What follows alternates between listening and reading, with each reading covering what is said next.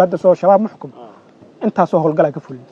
واتقنا بو آلة نفس كذا والله تقنا مال أو كعجن أو عيدا كان أو نتيكر مجرد مرة قار أيها وحكوا يديها حتى مجال هبل قرما تجي السين أو قبه السين قرما مال هبل أتجي السين وإحنا واسع عيدا أو نما كان هذا واجد شباب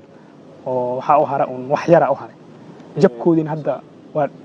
almost هذا وكلا فرد هذا سان هذا كو قيمة كرنا حالة دود من اللي ترمي كافي رسيب فوريه الدجال كان ولا جلوري تاسو أنا جميد نقوم يمسن أنا فورها الدجال أنا جعنت كوي أنا راجع عيدا ما دخلنا في سيدنا هرمر في عنبو سمي هذا مالمي لصور دافع هذا هو الجلد أقدم بيسيبه هو الجلد الجنة عليه أنا وحنا نقول الجير الدجال كوريه كترسن إذا عد أنا أركي حتى مرقار عيدا كأنه كسي هرمرة وأن دريمة يجي سينما أو حبض ديو صعطة أو أنا جا نجوه الرياض أنا مرقار أو نقرب أرداي حبض ديو صعطة أو دواناي وواحد عيدا كمورال كود كر أو قال أو الدريمسين إن الأوجي هاي أو عسكري أو الدريمسين هاي إن لجور هاي وكل إسويدينا يعني هاي لا تنشنتي على الجوا كود بيشال الجوا تلاف كلاعب تصور عاد ما الفوق اللي جيم مرقار وهاجر جرتي أنا متضاوب بلو تديد بلو بحب القاعدة كهول قشاء إذا ندى سدا الوضع قبل شباب لا هو صكر أنت بدن ومريو قلمي وكله ما ترتها قرشة إن لو قبل عاديو جودهان قبل ذلك الصومالي هرتا إذا كان ضرب وجود هذا قبل ذلك أنا ونكهول قلعان بيسس كان ميلها قار أوسن كلهن معنا هذا ما أنت ميل أو كعجن أو عيدا كان أو نتيكر مجرد ميلها أيجا هستان بإله كذا واتقنا جلب هذا سو شباب محكم أنت سو هالقلق كفول واتقنا بو آلة نفس كذا والله تقنا ميل أن معناه اللي تجين أو صومالي كتال أو اللي جاري المجرد أو ولا جارا قرشاشة فوق أو تلاقي حق قدك سن إنه حواي إن عيدا كان ميل والب أو صومالي كمية بيسس وين إكسمستان لنا جارسي ودن كأردن قرشاس نو يلا سيدو دقصح بدنا وفولي دونا دوالي إن شاء الله howlgalladan joogtada ah waxay wadada u xaqeen in kooxahan gobolkooda dhacay nabadiidka al-shabaab la xaqiijiyo in la caydiso ama la baacsado sidee moralkiinu yahay marka aad la kulanto maadaama ay taliye guutada ciidankan sida gaarka u tababaran ee danab xukuumadda Soomaaliyeed sida ay uga qayb qaadanayaan howlgallada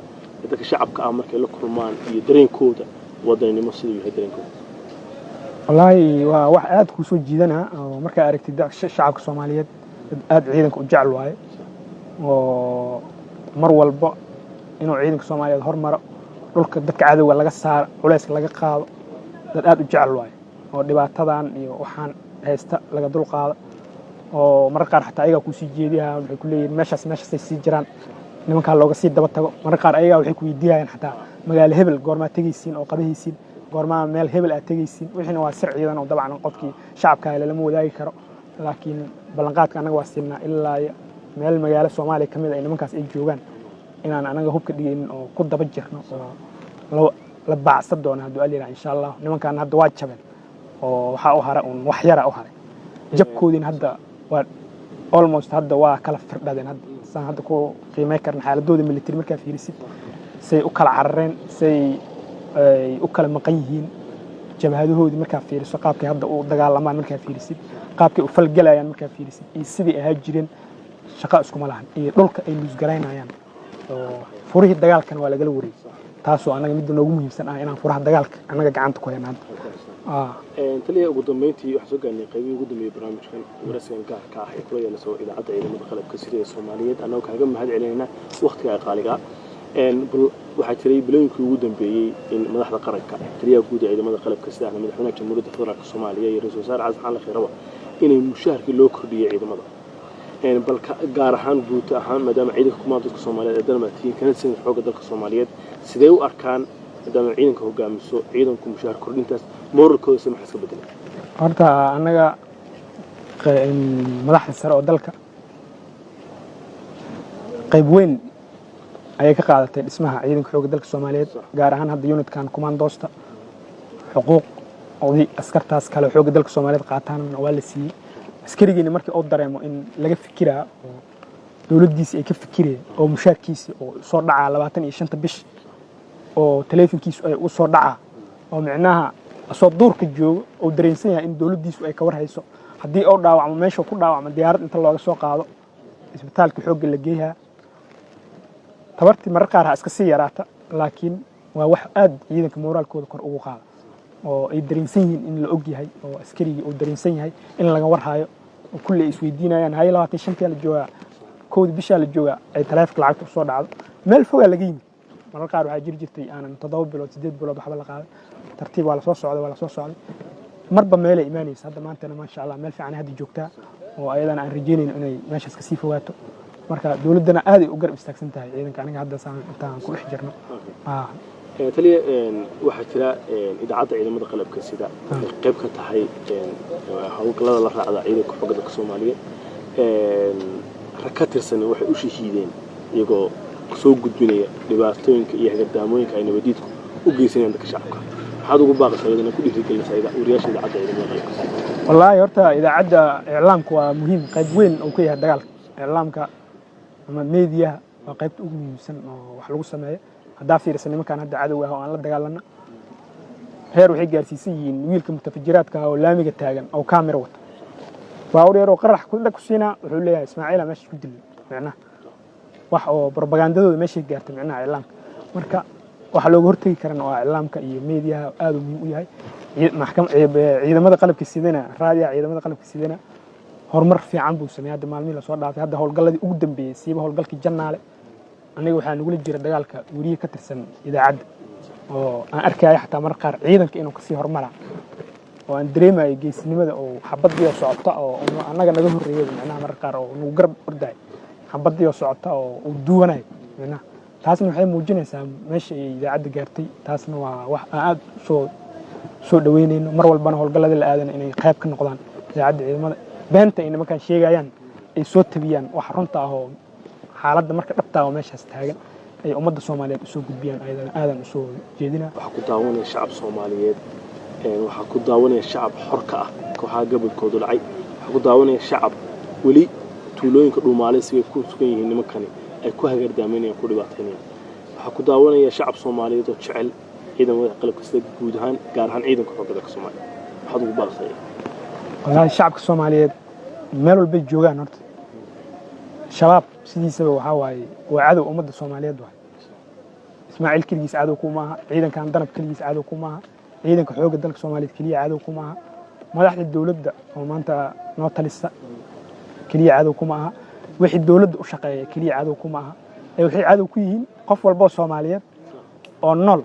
ay ayaga ka soo horjeedaan waxaana taas daliil ku ah inay ka soo horjeedaan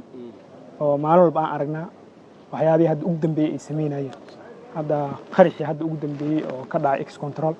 saa arkaynay dad masaakiina oo subaxdaas ka soo sicir doontay oo maalintaas inay qutulyoomkooda raadsadaan u soo baxay ayay ku laayeen kii soo baawgeed waa ku laayeen maalin walba laayeen hadda qaraxyada hadda markii ugu dambeysay tabartooda ay soo yaraanaysay oo ay gaareen hal qof ahaan inay miinada ku soo xiraan waa mid ugu dambeysay macnaha halii ugu dambeeyay qaba kareen waa soo dhaqaaqeen maamo iyo ilmo kuweeda oo meel iska fadhiyay oo inta umaado qarxi waa hadleen waxay dhaheen murtadiina eber ka dhignay dad gaalaha leh waa garanay qof dagaalka la dhaxeeyo oo ninka wixiis u kala saari yihiin oo yiraahdo Ismaaciil la dagaalsanayo Ismaaciil dagaal ay la dhaxeeyo waa sax Ismaaciil dhigiisa qof ku banaysan malaha oo xaraan ku leeyahay laakiin adiga waa banaysatay Soomaa dagaal ay la dhaxeeyo oo ku jihaada dagaalkaas waa waxa idinkii ka dhaxeeyo dagaal socdo waayo laakiin qof shacab oo masaakiina oo meel iska fadhiya dad leeyaha qof ay u kala aabiyeelayaan malaha marka shacabka Soomaaliyeed aniga waxaan leeyahay dagaalkan inuu yahay dagaal shacbiya inay u fahmaan horta oosan ahayn dagaal shakhsi ah oo dad gaar ah macnaha dagaal ay wataan mararka qaar waxa arkaysaa shacabka marka fiirisi dagaalkaba dagaal oo aniga iyo dadka ila jooga bis lagula jiray inuu yahay ma aha ninka hadda wax u kala saarnaa lahayn waa dhihileen laakiin dadkan dad nolol raba ma aha dad wax in la dhis raba ma aha hadda misaal wax walba wanaaga waa dhibaya waxa dhiba hadda fiirsi laami in la dhiso wuxuu soo kordhinaa in ganacsiga isku furmo dhaqaalihii oo furmo ganacsiga oo weynaado bulshada is dhex gasho waqti fog meel fog lagu tagi jiray xilli gaaban lagu tago magaalooyinka isku furmaan ee Kenya Soomaa ay caqabaday ku tahay waa leeyahayaan waxa laami dhisay arkaan in wadooyinka la qorxsado leerar lagu xiro waa dhibaya macnaha waa dad ku nool sidooda jecel in Soomaaliya ay ahaato qashin qub oo ahaana dad mugdi ku nool 24 saac baalkan doorshaanka la yiraahdo waxa la yiraahdaa sanka loo mariyo baalka xaaladda oo dhinta waa sax nimanka sidoo saas waay marka ummadda Soomaaliyeed aniga waxaan leeyahay nimankan hal dhinac ka wada istaagaan hal dhinac ha ka wada istaagaan waxa waaye markii dagaalka la galo weerada ay geli jirnaa oo maleeyahay weerada waxa jir markii la is weeraya labada xaafad mar qola markii la riixo la buriyaa waxa la yiraahdaa waa jabeenay qola gadaal ka dhaado ku dagaal ku jira ma qola jiibisa gadaal joogta marka waa jabeenay kuwaas waa jabeenay markay maqal qolaas waa jabeen inay jabeenay ogaadaan macnaha waa yaan marka nimanka ani waxaan leeyahay shacabka nimanka waa jabeen laakiin inay jabeen wali ma ogeey ha dhahaana waa jabteen shacab intaas xataa hala soo baxaan macnaha waa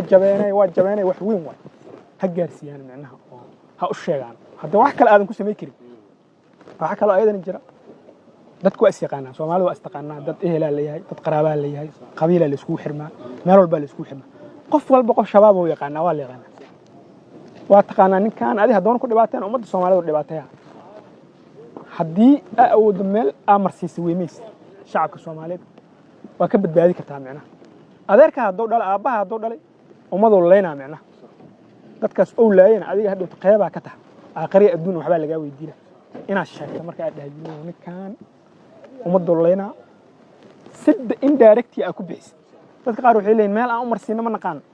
ana muu maleynaa ma marsiyo ma noqon kartaas maanta waa la hormar internet la haystaa boolis waa si hormaray oo qadad caalamiye sameysteen ina gudbistaa tiraadkii hebel ah oo in adeerkaayo balaay qabaha magaalada soo galay hal ogaad waa la raadsaa raga ku shaqada raga raadsana nama sugida joogto dargali boolis ay joogo shaqo kale aan lahayn magaalada joogo haddii duurka ay taana anaga joogno ku raadsayn degmadu raba joogo anaga ugu daadeen noo sheeg ha soo gudbiyaan marka waxyaabaha qaar waxaan leenahay dadka shacabka ah wali way gadaal u dhiganaya waxa la rabaa shacabka dad fiican way jiraan oo soo gudbinaa nimanka dhaha cadow u arko in la soo gudbiyo dadka oo aanan hoos lagu haysan bahalku cunaa waay waxa dhacaysa marka qaar nin aad gudaha ku haysatay oo nin caadi ah u haysatay maalinta ku xigto idaacadaha ka aragta soo dhaaxo ahay oo istishaadiyaan galay oo islaamkii aan leeyahay qaraxas oo qarxiyana nin saaxiibka ah inuu ku dhinto waa huba inay dhacdo qofay ku dhacdo dad badan ay ku dhacdo waa jirta marka intii aad hadda ka gaarsii kartid Soomaaliya waxaan leeyahay dadkan hal dhinac laga wada maro qabiil ma leh waxay yihiin ma Soomaalida xataa baalka qabiilka aad u weyn haddii xataa qabiilkaas xataa aan xisaabino oo dhahno dagaalkii soo naag qof dilay 500 oo qof tada 1000 qofood dileen Soomaaliya oo dhan Soomaaliya warqaab qabiil xataa u raasay dar afan warninkii nin adeer raday laayeen nimanka qaab noocaas ku raadso daadan qaab kale xataa aan rabin ku raadso nimanka fahmoodiyo shabaabni hadda ka hore nin adeerkay dilay mid qaraaban la dilay waa qaabkaas ku raadi haddii aad qaabka kale dawladnimada aad inaad kula dirirto aadan ogoleen qaabka kula dirir nimankan waxa waaye wax ay dhaafayaan mala maanta haddii aan waxay gaarsiiyaan adeeg ku soo socdaan qofkaas soo socdaan ummadan inay dhameystiraan marka tala ahaan aniga shacabka Soomaaliyeed intaas ka codsanayna shacabkan oo garab taagan yahay boqolkiiba boqol wana garab taagan yihiin waxaan rabnaa marka nimankii waa jabeen cunug dugsiga markuu diido waa shamsi lagu qaadaa waa shamsi mar